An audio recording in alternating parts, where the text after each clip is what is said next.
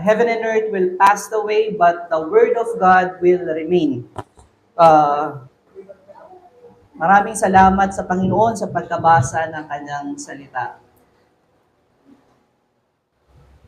Sa huling linggo ng ating taon, marahil nag-uumpisa na tayong magsulat ng ating mga New Year's resolution o huling araw ng taon, nag-uumpisa na tayo. O ang usong-uso sa mundo ay pagsusulat ng New Year's resolution na makakapag-ipon, mag-start ng business, magiging mas matipid sa aking kayamanan, magiging mas healthy, magja-jogging na ako every day for 52 weeks next year. Siguro mga ganon yung resolution na isinusulat natin.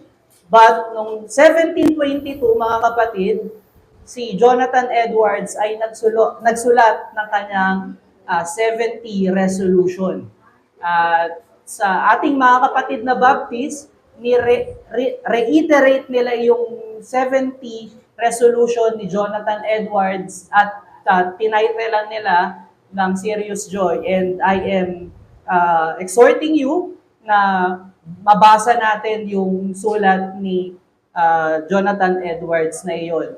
At alam nyo ba, 19 years old lamang si Jonathan Edwards nang sinulat niya yung kanyang resolution. But doon sa pagkakasulat ni Jonathan Edwards about doon sa kanyang resolution, ito ay nagre-reflect ng kanyang determination to behold the glory of his Lord and Savior and to serve Jesus in all of his days. Bakit ganito yung kanyang determination?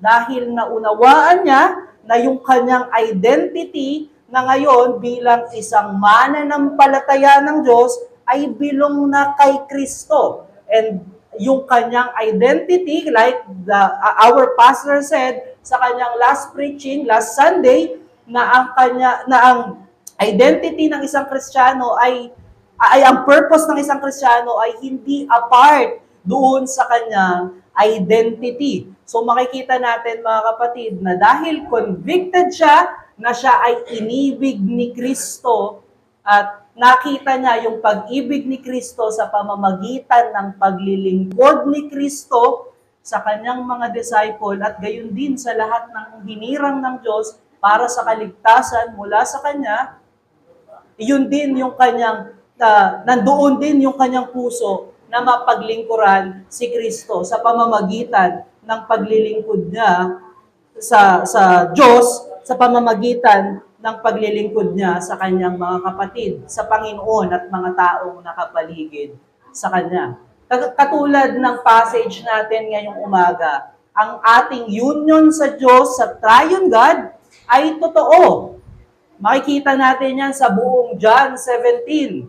At makikita natin na yung ating union with God is decreed by God, accomplished by God, and apply to us by God. Ibig sabihin, hindi na tayo belong sa mundo, katulad ng huling preaching natin sa John, tayo na ay belong sa Diyos ngayon, at yung pagkakabilong natin sa Kanya ay hindi lamang nag-umpisa nung tayo ay manampalataya. Ito ay nag-umpisa nung dinikri ito ng Lord, ito ay nag-umpisa din nung si Kristo ay namatay sa krus ng Kalbaryo, at ito rin ay nagiging makatotohanan nung tayo ay manampalataya sa Kanya. Ito ay sa study, ito ay tinatawag na 3 aspect of adoption or 3 aspect of our union with Christ. Para magkaroon tayo ng theological handles, ito ay tinatawag na transcendental, federal, at experiential union. So yung transcendental union, mga kapatid, makikita natin yun dun sa verse 1 to 3 nitong John chapter 17. Ibig sabihin yan, tayo ay united sa Diyos dahil tayo ay Kanyang hinirang before ma-create ang mundo. At gayon din, transcendental dahil pagdating ni Kristo in glory, tayo ay kabilang sa Kanya. At iyan ay ipinakita doon sa verse 1 at verse 3 nitong chapter 17. Yung federal union with Christ naman, mga kapatid, ay nag-explain na tayo ay united in Christ in covenantal legal act. Ibig sabihin, tayo ay na-adapt o na-unite sa Diyos sa pamamagitan ng pagbabayad ni Kristo ng ating mga kasalanan sa kanyang kamatayan sa krus ng Kalbaryo at gayon din sa kanyang resurrection. At makikita natin yan sa verse 4 at sa verse 5 nitong ating John chapter 17. At yung experiential union naman explains that adoption is applied to every believer along with the salvation blessing that Christ has acquired on His death and resurrection. Ito ay ina-apply ng banal na Espiritu sa atin nung tayo ay ipinanganak muli tayo ay ipinanganak sa Espiritu o tayo ay na-regenerate at natanggap natin yung biyaya ng pananampalataya. Ibig sabihin, nararanasan natin yung katotohanan na tayo ay in union with the triune God. Ngunit sa mata ng Diyos, doon pa lang sa election, tayo ay united na with Him. So yung experiential dito nagkakaiba dahil nagme-make sense lang sa atin yung ating union with Him pagka tayo ay ipinanganak sa Espiritu. Ang adoption ay nare-realize nung tayo ay namnampalataya kay Kristo. At ito ay nagiging makatotohanan sa ating isipan at sa ating buhay. Nagkakaroon ito ng realidad nung tayo ay nagkakaroon ng transformation from glory to glory. Katulad nung binasa natin kanina. This is what the Lord Jesus is praying to His Father, that we may rejoice in the life He has given to us. Yung panalangin niya, hindi lamang sa mga disciple niya sa verse 6 to verse 19, ngunit yung panalangin niya to all believers ay maranasan ng fully yung life that is united with the triune God. Ito yung nandito sa ating passage ngayong umaga sa verse 20 to 26. But we are studying now yung verse 20 to 23 lamang po. Knowing that we are united in God, let us be reminded that we are also united in His will and purpose for us and to all those who believe in Him. So makikita natin mga kapatid, sabi sa scripture, even si Satan ay naniniwala sa Diyos, na ang Diyos ay Diyos, na banal ang Diyos, na naniniwala si Satanas na dakila ang pag-ibig ng Diyos. Ngunit ang kanyang failure, mga kapatid, ay magkaroon ng pananampalataya doon sa kanyang nalalaman. Kaya naman hindi siya nagkakaroon ng bunga ng pagsunod dahil hindi siya united doon sa katotohanan na ibinigay sa kanya, sa katotohanan na ipinahayag ng Diyos sa atin. So, balik tayo dun sa example ni Jonathan Edwards, mga kapatid. Yung example ni Jonathan Edwards ay pagkakaroon ng realization na siya ay belong sa Diyos. At dahil siya ay belong sa Diyos, may bago na siyang buhay, ang government sa kanyang buhay, ang authority sa kanyang buhay, ay nandoon na sa kingdom kung nasaan siya nakabilong. Yung kanyang government sa buhay ay nandoon na sa family where he is belong. Ganon din sa lahat ng Kristiyano, mga kapatid.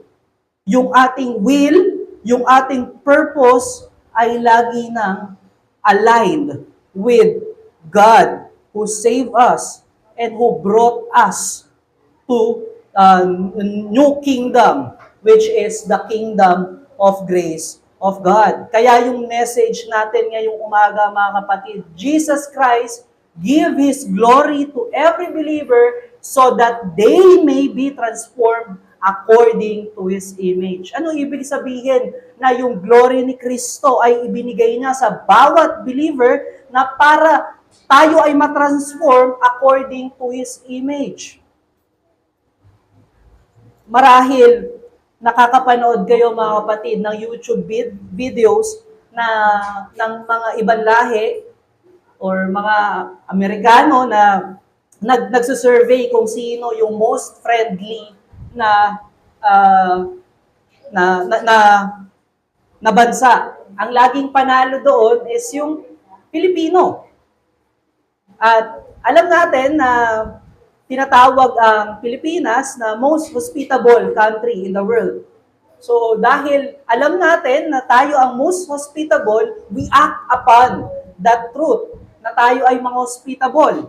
Ganun din sa atin. The more we know God as holy and a loving God, the more we are transformed to be holy and loving children of God. At ito ay nagkakaroon, yung holiness at yung pagiging loving ng Diyos ay nagkakaroon ng manifestation sa ating buhay sa pamamagitan ng pagkapi natin kay Kristo. Paano tayo na-save? By Christ serving us. Nag-serve si Kristo sa atin by giving us salvation through His death on the cross and His resurrection. Kaya nga makikita natin sa John chapter 13, di ba? Sabi ni Kristo, ako ay nagsisilbi sa inyo. At kayo, gayon din, dapat kayo sa bawat isa, pagsilbihan nyo ang bawat isa. Like Christ serve us, we must serve one another. And by serving, na ipapakita natin kung ano yung banal na pag-ibig at ano yung kabanalan ng ating Diyos. And let us consider our first message. The church is united in serving God. Tignan natin yung mga unang salita dyan sa ating passage, mga kapatid. Sabi dyan, na ni Apostle John, ng ating Panginoon, ipinapanalangin niya lahat ng maniniwala sa words.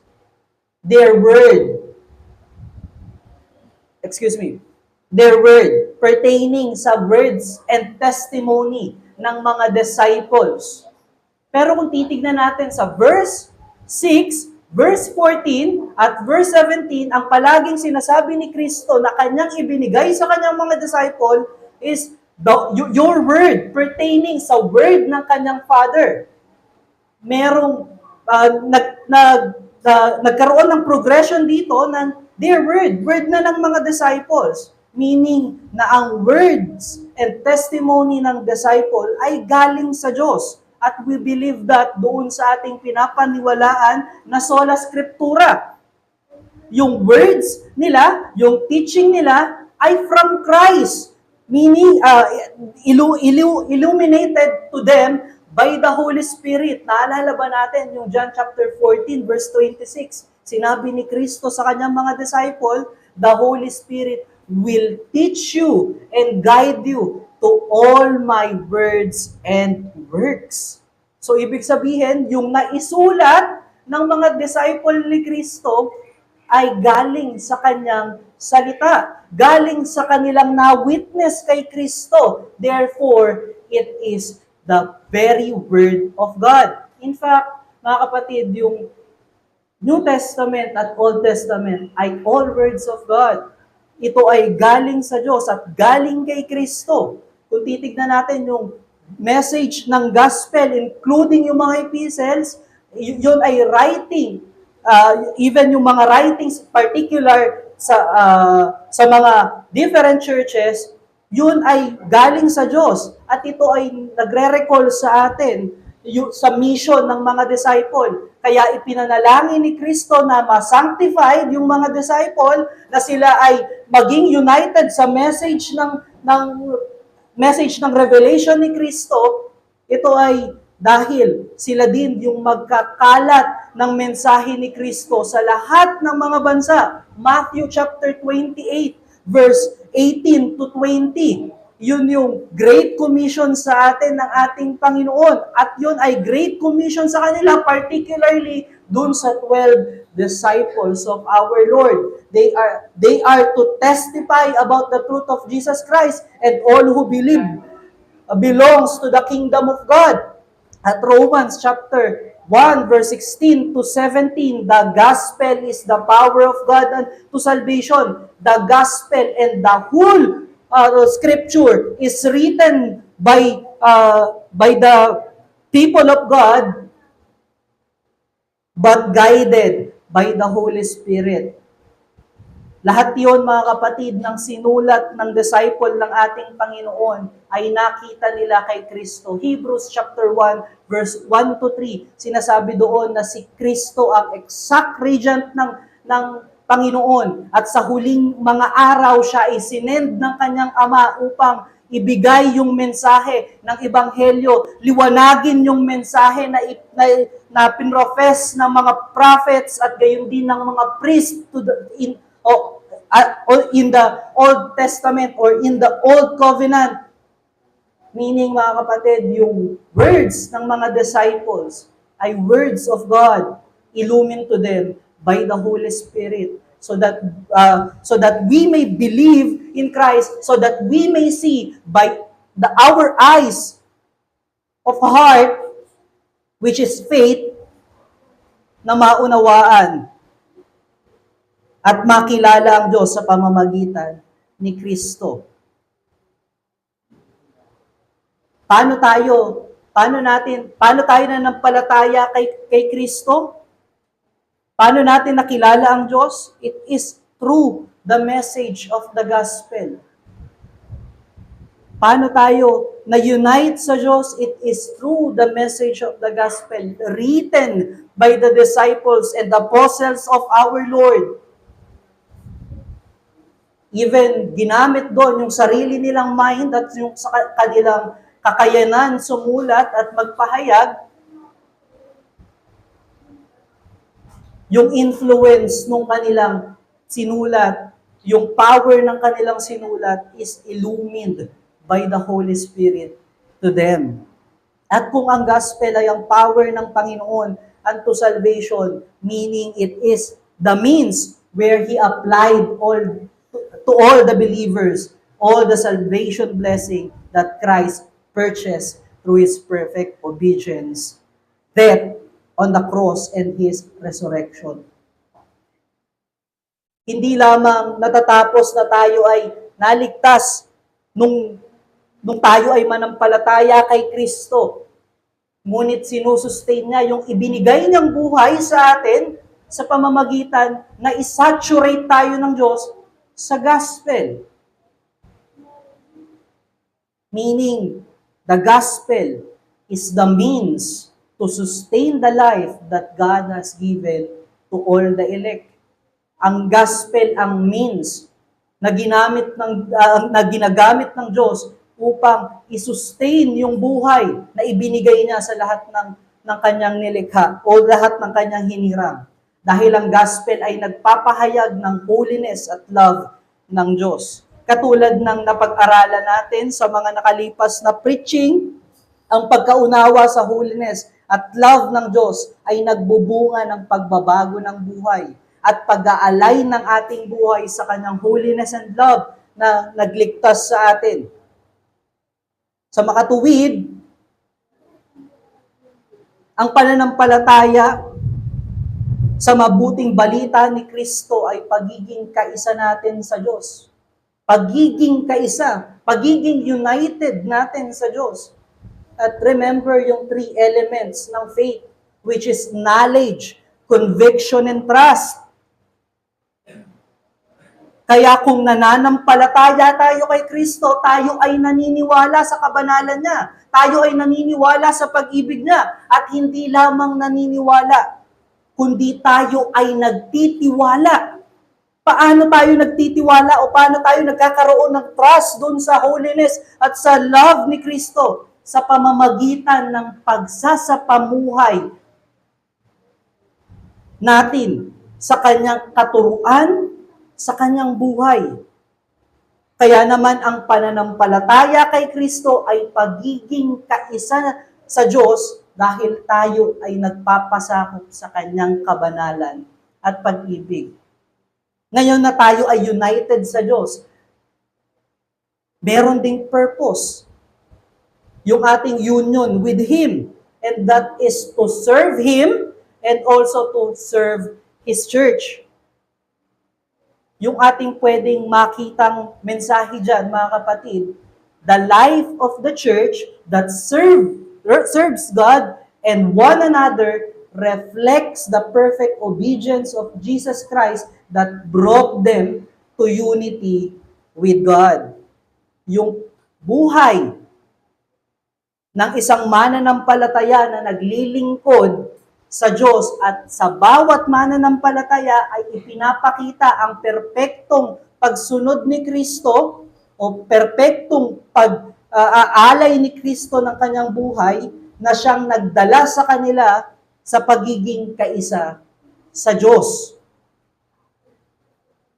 Yung identity ng lahat ng believer is connected to their purpose. Like we said earlier. Gayun din, sa verse 21, kung titignan natin, may 4 na part yung mensahe dyan. Una dyan, the Father in Christ, Christ in the Father, all believers also be with or be in the triune God. At yung panghuli is, the world may believe that you have sent, or that God sent Jesus Christ. Binigyan ng perfect example ng ating Panginoon yung unity na meron tayo sa Diyos sa pamamagitan na ipakita ni Kristo yung unity ng kanya sa kanyang Ama. Ang Father is with the Son in all His works. Makikita natin sa John chapter 14 verse 10.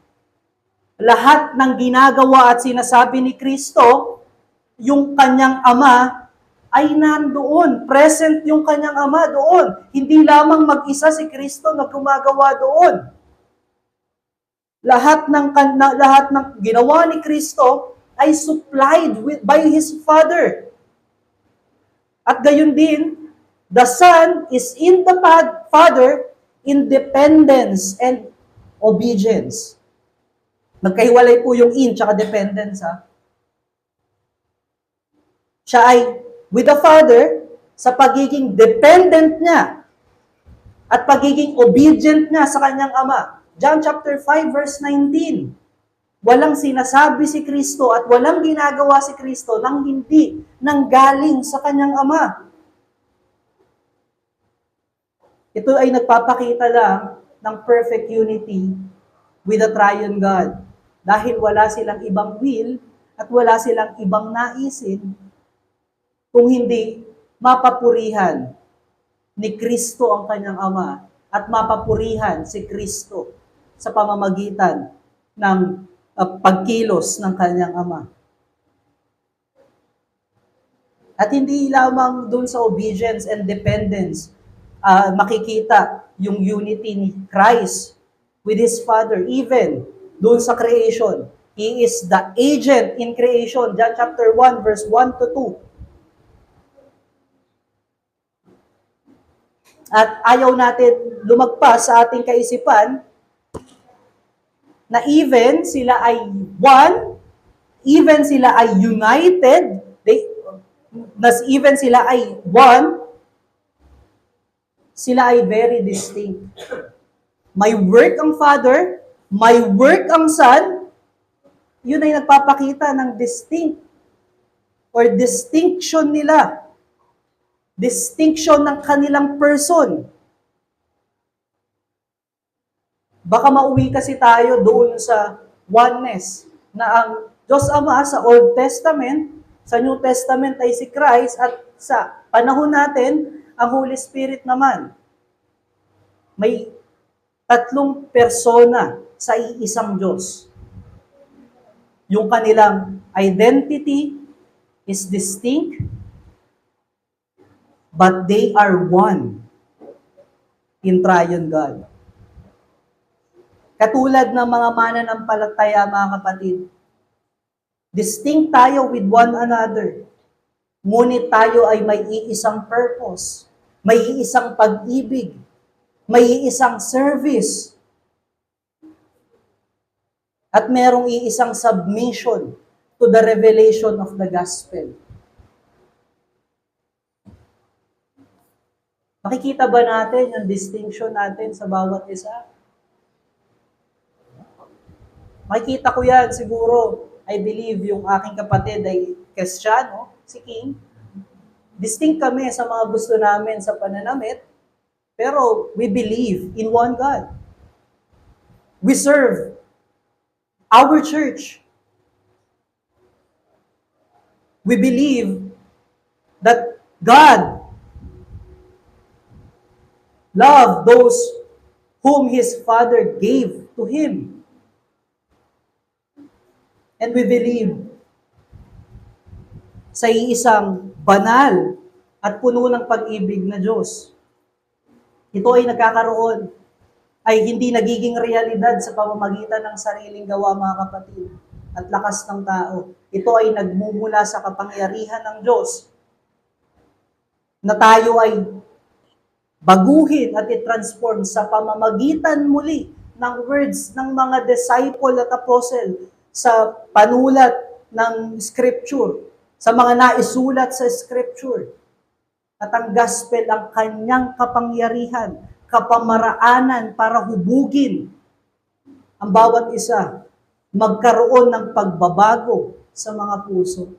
Kaya naman kahit ang bawat isa sa atin ay may pagkakaiba-iba, ngunit kaisa kay Kristo na siyang namatay at nabuhay muli para sa ating kaligtasan at buhay, kung kaya't meron tayong iisang layunin na nakahanay sa Diyos sa pamamagitan ni Kristo.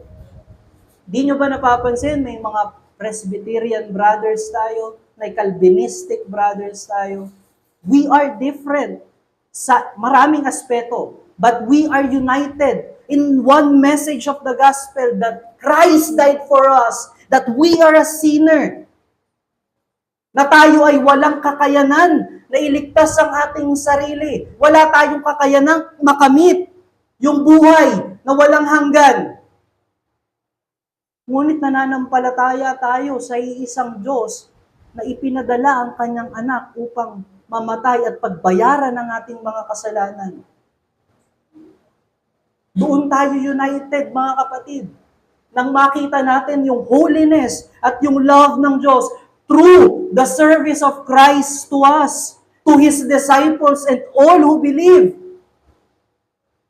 Tayo ay united sa iisang purpose na mapaglingkuran ng bawat isa na pinagkamatayan ni Kristo at kanyang inibig.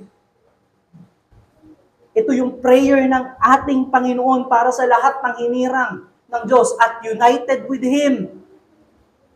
That all elect be identified with God and be dependent to Him for life and fruitfulness.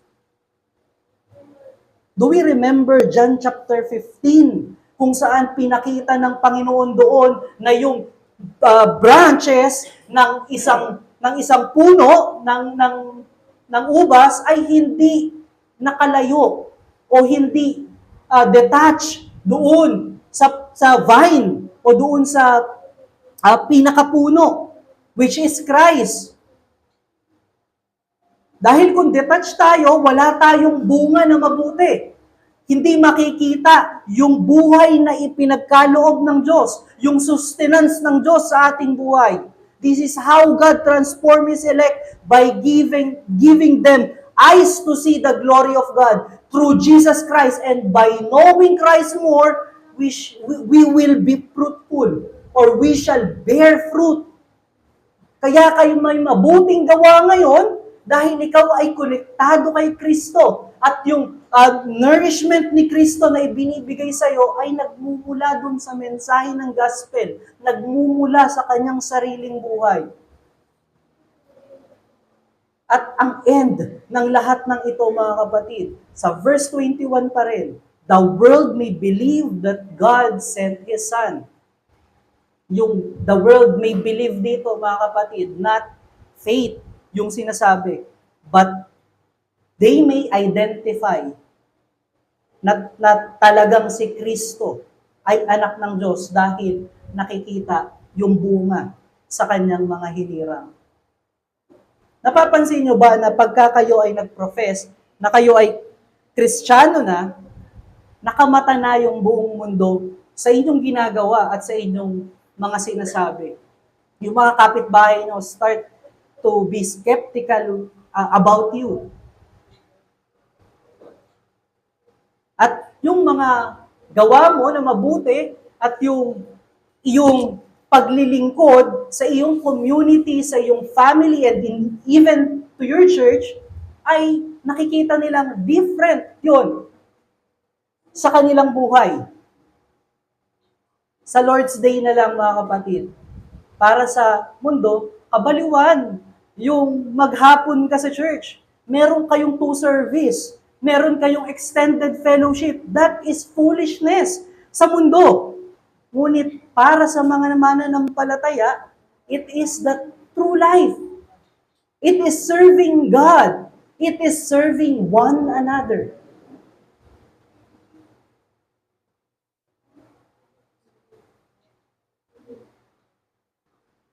Ibig sabihin, mga kapatid, meron ng joy sa self-sacrifice o self-sacrificial service. The Lord served His Father.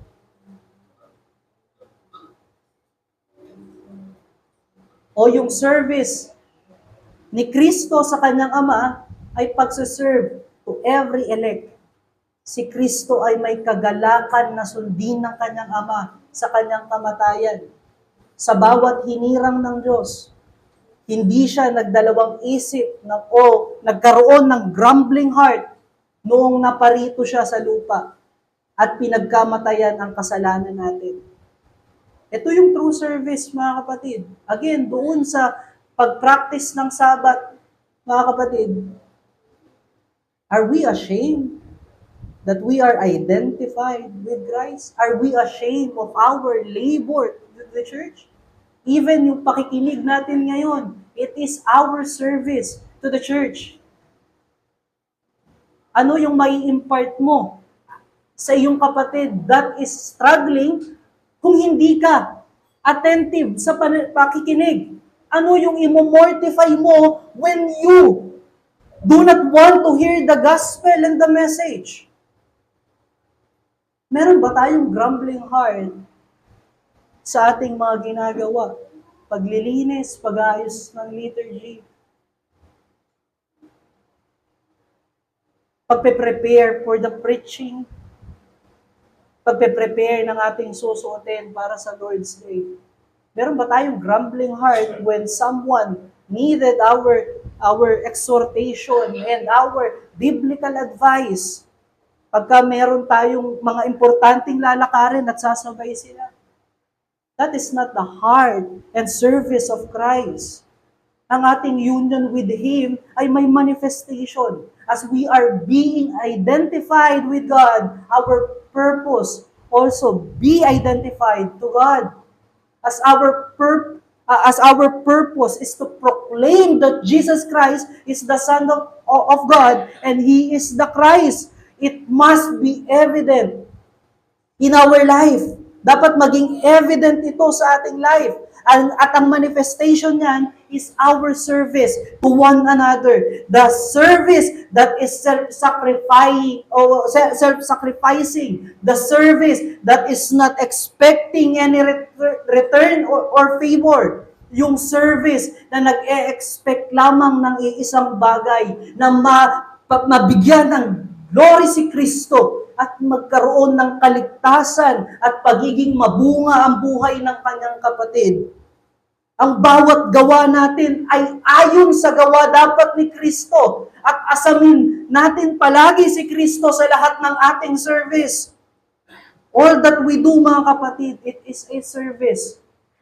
How you handle yung identity ng isang Kristiyano na namumuhay sa kabanalan at sa love, that is protecting the testimony of the church, and that is service.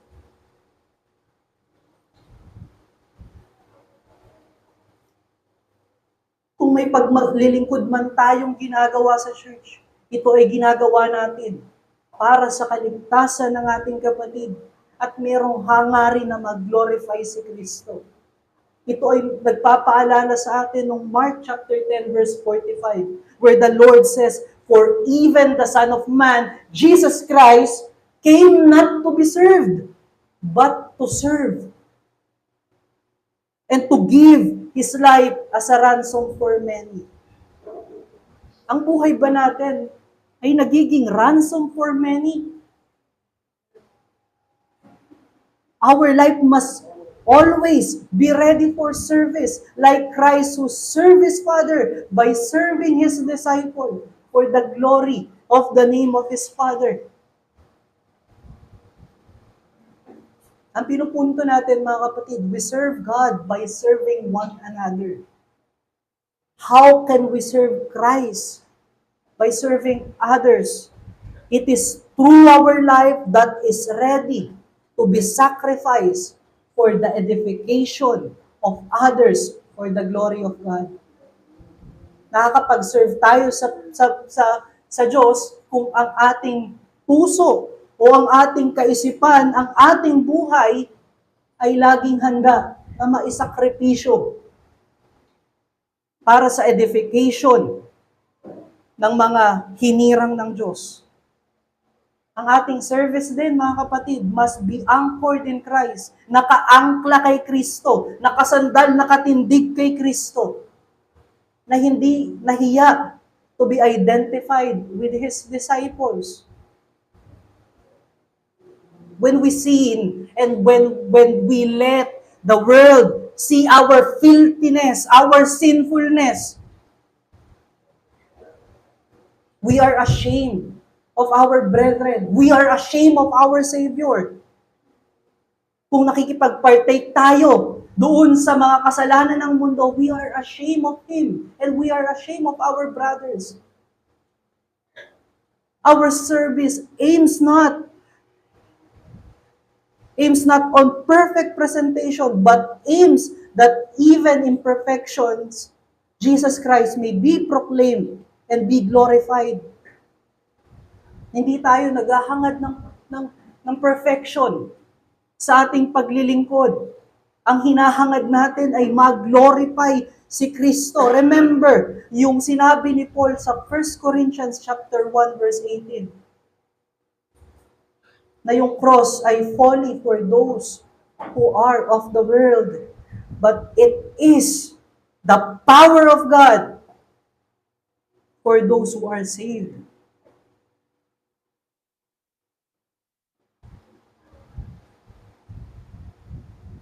Huwag na tayong gumawa ng gimmick. Just preach the gospel. Live according to the gospel because we cannot beautify the gospel. It is already beautiful in the sight of those who believe in Jesus Christ. Our service must be like the service of Christ that aims nothing other than to save those the Father gave to Him.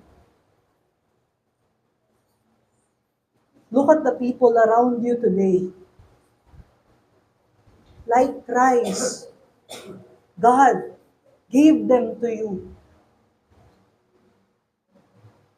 Na maging beneficial ka sa kanila. Makita nila yung glory ni Kristo sa iyo. Makilala nila si Kristo sa pamamagitan ng iyong service sa kanila. Yan ay binigay ni Kristo sa iyong buhay to proclaim them the gospel at sila ay maging sanctification sa iyo na biniyaya sa iyo ng ating Panginoon. At ang katotohanan niya, mga kapatid, ay nagpapaalala sa buhay ni George Whitefield nung siya ay kinick out sa kanyang tinayong church kasama yung Wesley Brothers. Nung siya ay sinipa sa church na kanilang binuo, hindi siya nag-grumble. Hindi siya naghanap ng ibang way to preach the gospel. He continued to preach the gospel of Jesus Christ in the streets, sa kalsada. Walang extravagant church building. Hindi na nahihiya sa gospel. Even siya, marami siyang hecklers, maraming nagmamak sa kanya, nagtutuya sa kanya. Even binabato siya ng mga bulok na isda. He continued to preach the gospel. Hindi siya tumigil doon.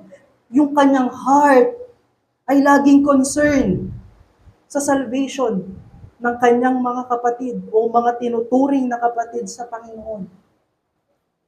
Pinaglingkuran niya ang Diyos by serving others, even in the lowest part of his life. He served God, even he is mocked. He served God with a heart that is anchored in the will of his Lord and Savior. Ano yung will ng kanyang Lord and Savior? For all the elect of God to be saved, to hear the gospel and have faith in Jesus Christ. At hindi na-achieve ni George Whitefield yun, mga kapatid. Through his own might, na-achieve ng Diyos yung bunga sa buhay ni George Whitefield through the power of God, through the gospel that transformed him to the image of God. Kaya nagkaroon siya ng pag-imitate kay Kristo dahil lumago yung pagkakaunawa niya kung sino si Kristo, kung ano yung purpose ni Kristo at ano yung purpose niya na ibinigay ng nagligtas sa Kanya. Sa ating unang challenge, apply all the truth that we have in the gospel. Hindi lamang sapat na mamangha tayo sa mensahe ng gospel, mga kapatid. Kailangan magkaroon ng manifestation yung ating nalaman, yung ating pinaniniwalaan.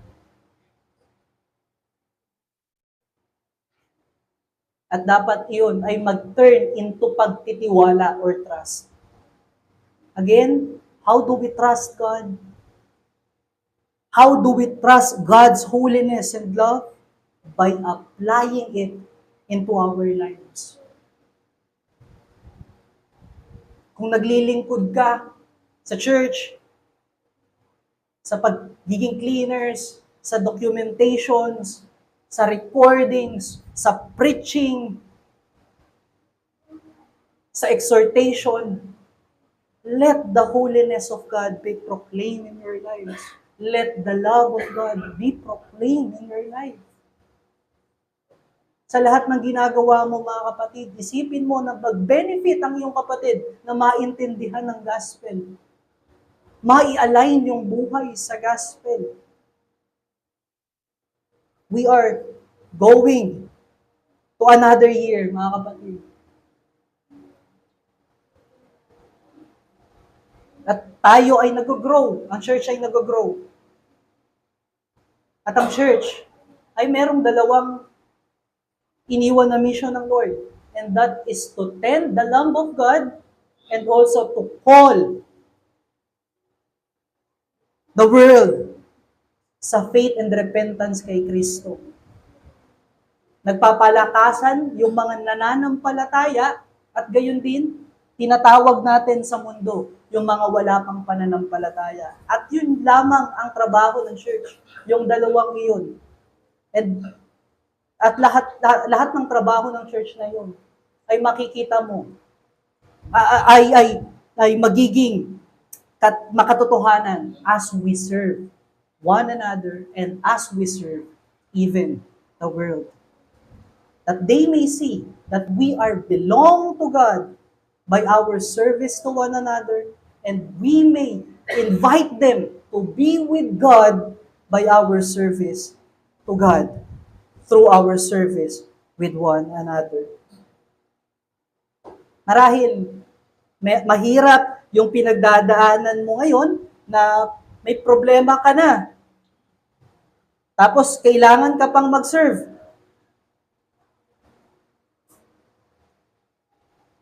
Si Kristo din ay ng problema, mga kapatid.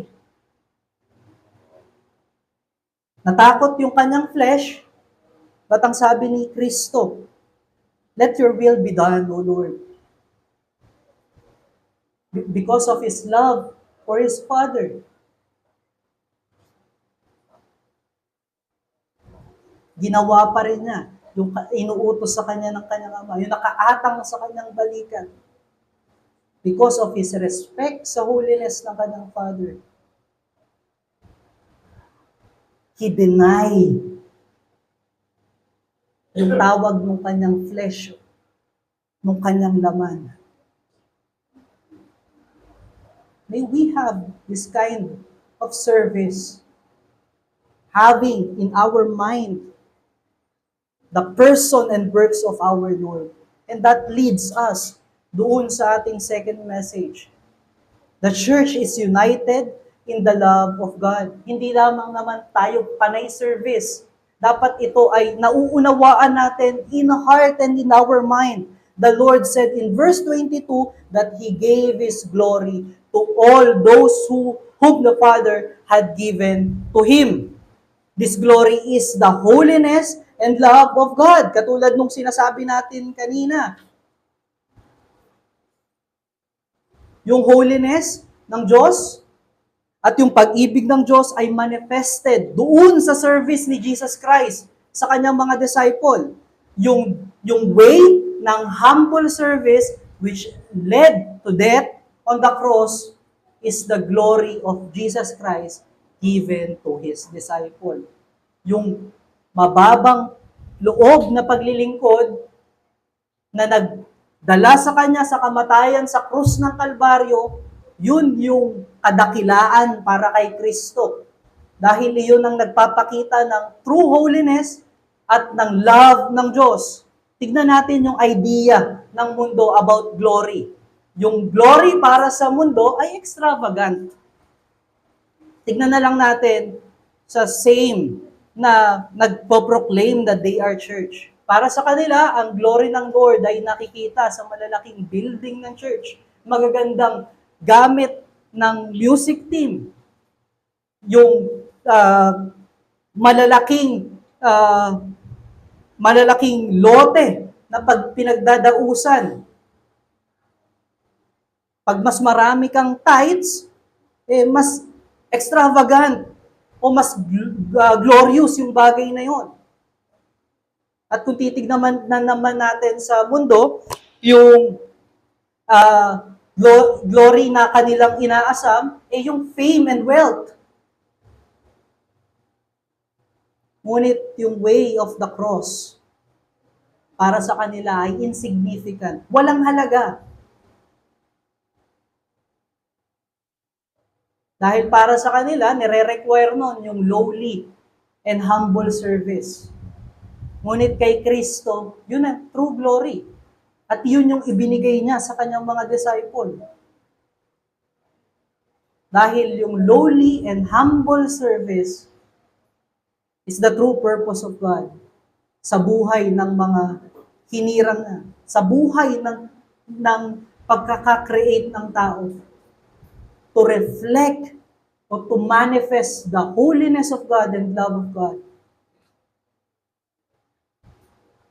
Isipin nyo mga kapatid, when we serve, how can we love those people we serve?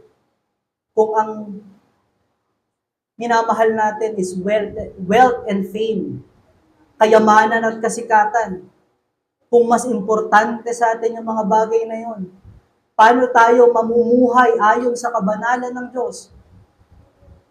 Kung hindi natin gusto yung lowly na buhay o yung humble service. Alam nyo ba na ayaw ng tao na nalalamangan siya? Isang example dyan, matapakan ng paa mo sa siksikan na palengke. Bakit tayo nagagalit? We are offended. At bakit tayo offended? Tinitignan natin na mas higher tayo sa ibang tao. At kung wala tayong love, we always think of ourselves higher than others. Tignan natin si Adam at si Eve sa garden. Genesis chapter 3. Nung sila ay tinempt ng serpent, sila ay na-entice na maging equal with God. Nireject nila na mamuhay according doon sa word ng kanilang Creator dahil sila ay na-consume ng kanilang lust.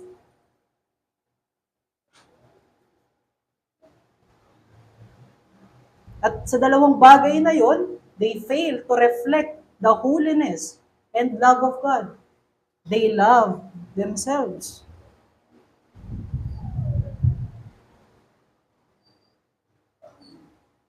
They thought of themselves higher than God or equal with God.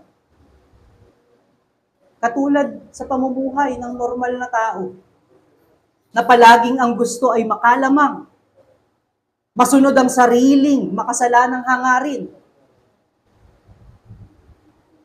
Ang nabubunga lamang ng mga bagay na yan, mga kapatid, ay kamatayan at kapahamakan. Katulad nung nadala sa atin ni Adam at ni Eve. Ngunit ang totoong glory, mga kapatid, ay ang makilala ang Diyos at magkaroon ng buhay na naayon sa katotohanan niya.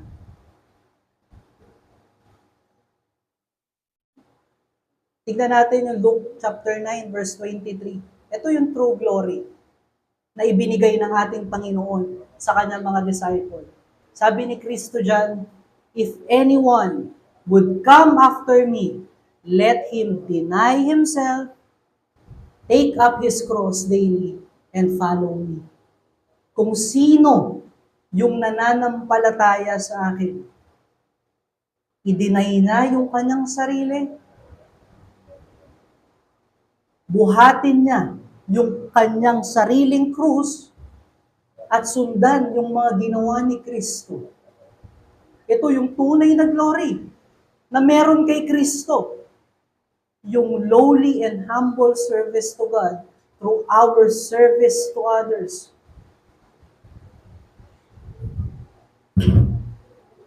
Those who will follow Jesus has more significance in the world or to the world than to those who sought glory that is from the world. Mas significant pa yung buhay mo. Kahit tinutuya ka ng mundo, kahit sa mata ng mundo, foolishness yung ginagawa mo. Dahil ikaw ay iniibig ng Diyos. Dahil ikaw ay belong sa pamilya ng Diyos. At ang katotohanan dyan sa Luke chapter 9, verse 23, ay sinundan ng babala ng Lord. Sa verse 24 to verse 25, for those who ever would save his life will lose it, but whoever lose his life for my sake will save it. For what does it profit a man if he gains the whole world but loses or forfeit himself? Ano yung magigain natin kung makuha natin lahat ng fame, lahat ng wealth sa mundo, kung wala naman tayong kaligtasan?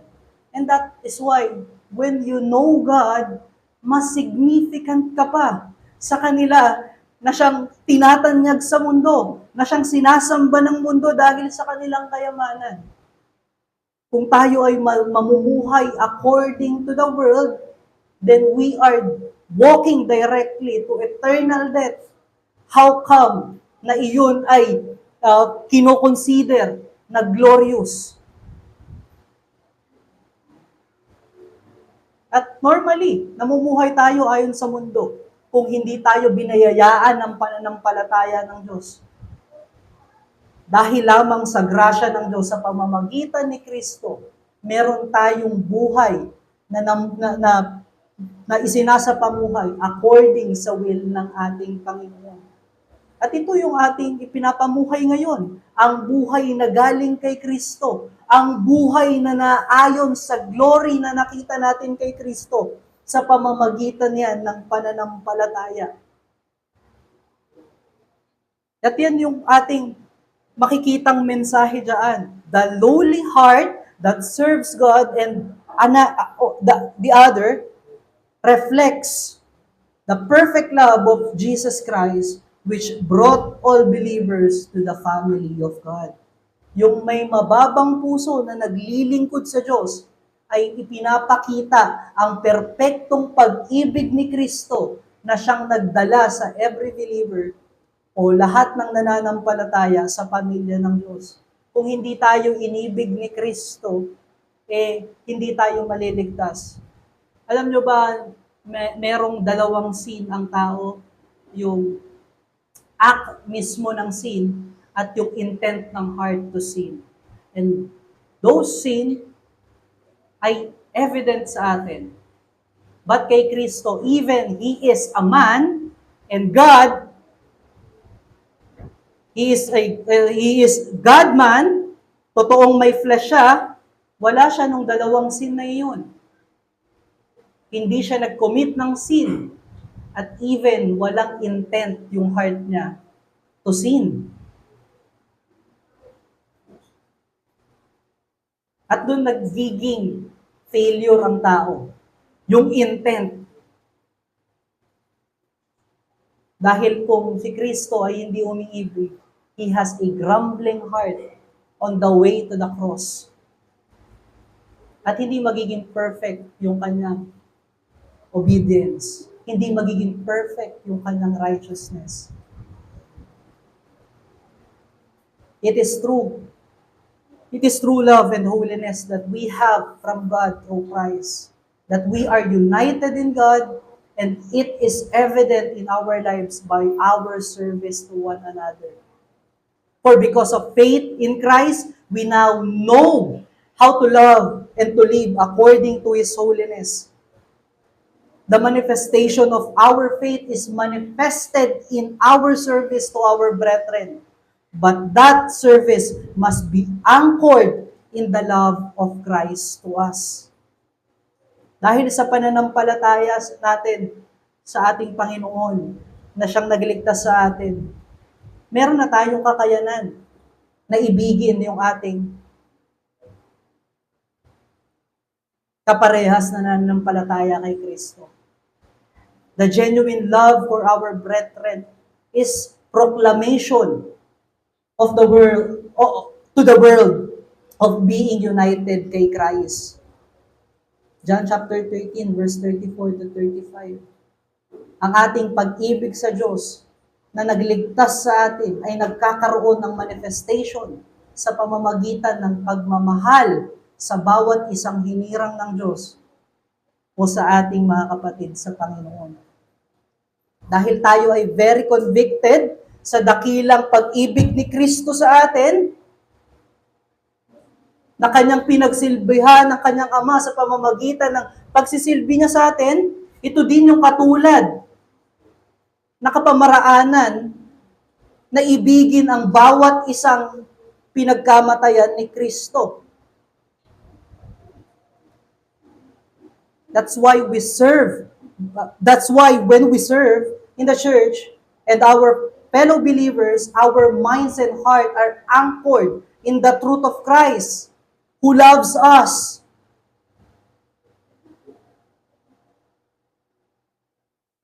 Kaya natin iniibig ang bawat isa, mga kapatid. Dahil iniibig ni Kristo ang bawat isa sa atin.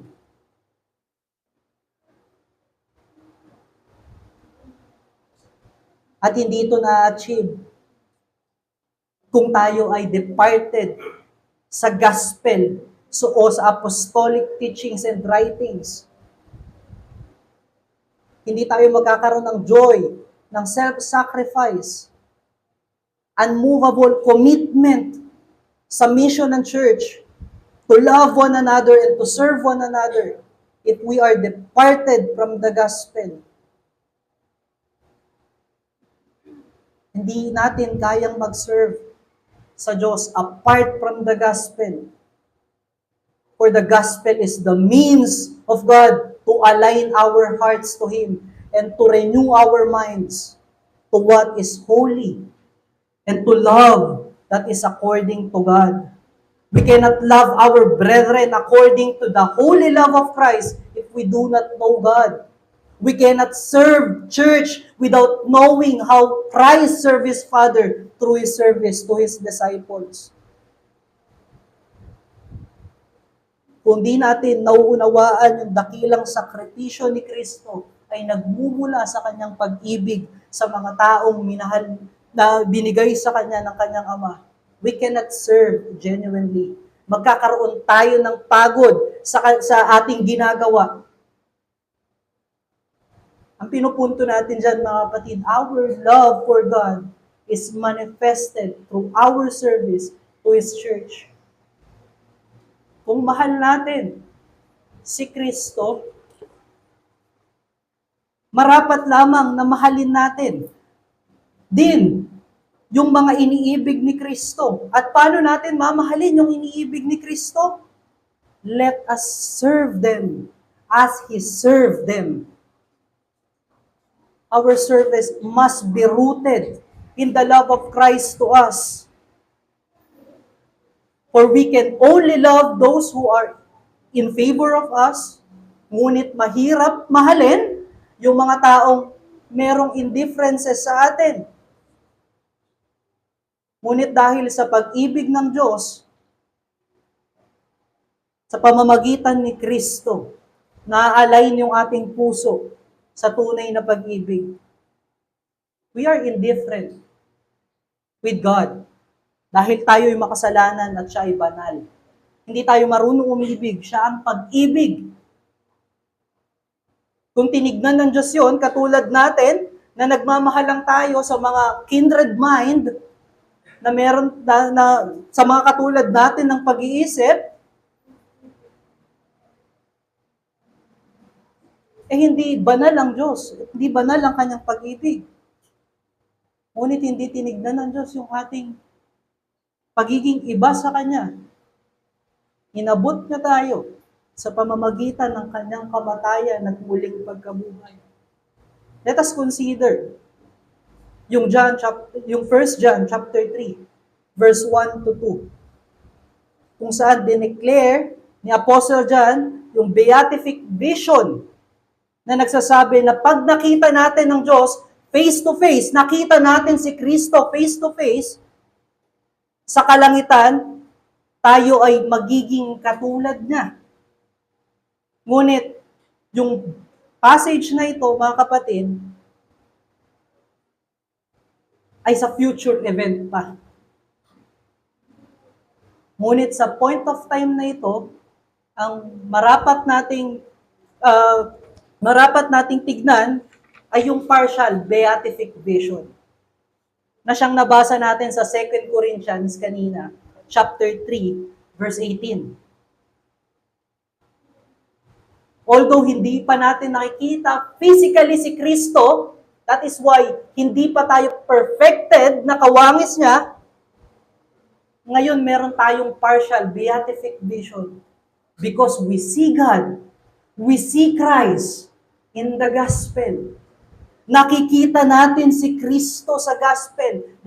That's why we are changed from glory to glory, day by day.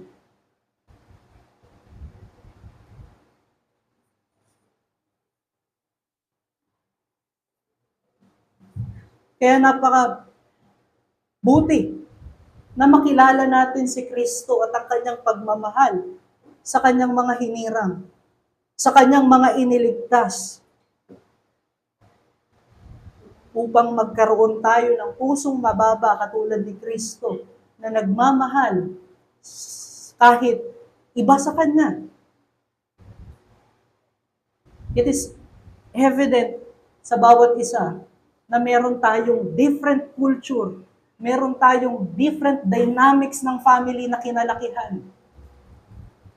At ang hirap mahalin ng bawat isa. Kung mahirap nang mahalin ng bawat isa, mas mahirap nang mag-serve sa bawat isa.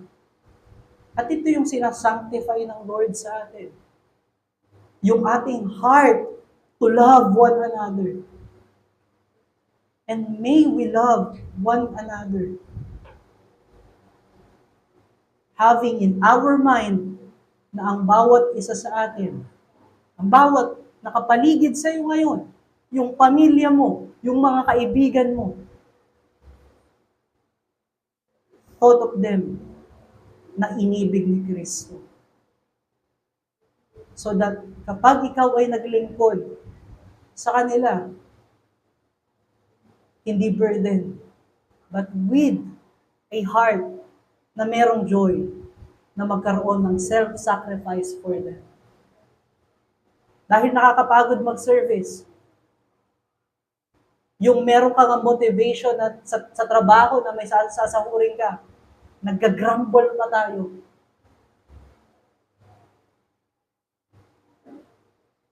May we have the heart of Christ that loves us because of the love of the Father to us.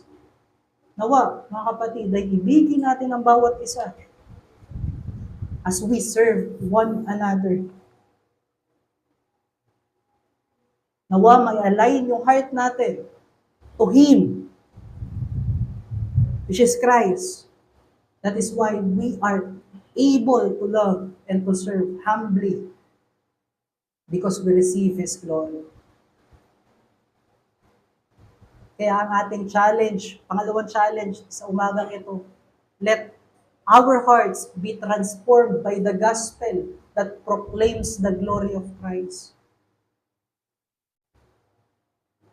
Hayaan natin matransform yung heart natin ng gospel.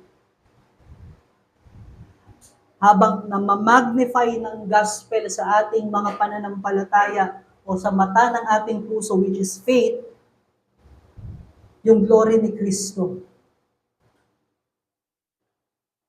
Magkaroon tayo ng lakas, may enable tayo through the gospel to love one another. I-stretch ng Lord yung capacity ng ating heart to love so that when we serve, we may glorify God. We may love our brethren according to the love of Christ to us and to them. And by doing that, mga kapatid, by having yung heart that is ready to love others and a body that is ready to serve, the glory of Christ is proclaimed in our life.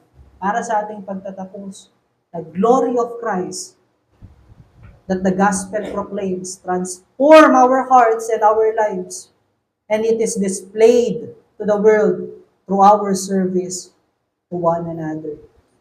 Again, mga kapatid, ang mission ng church ay maging beneficial and edifying sa mga mananampalataya. At pangalawa, to call the world to faith and repentance to Christ. And as we serve one another, we are submitting to the mission that God has given to us. Let us pray. Panginoon, aming Ama, maraming salamat sa umagang ito na ibinigay mo sa amin. We pray, O Lord, na baguhin mo ang aming kaisipan at ang aming puso sa mga katotohanan na nalaman namin. May we serve one another. Nawa maging prepared kami in all times na maglingkod sa bawat isa. Sa pamamagitan na may reflect namin ang iyong pag-ibig at ang iyong kabanalan. Gayon din, Panginoon, we pray that you change our heart na marunong magmahal sa kahit sino man.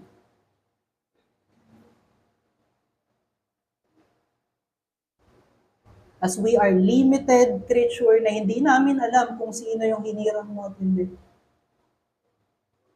Nawa magkaroon kami ng puso katulad ni Kristo who desire all to be saved.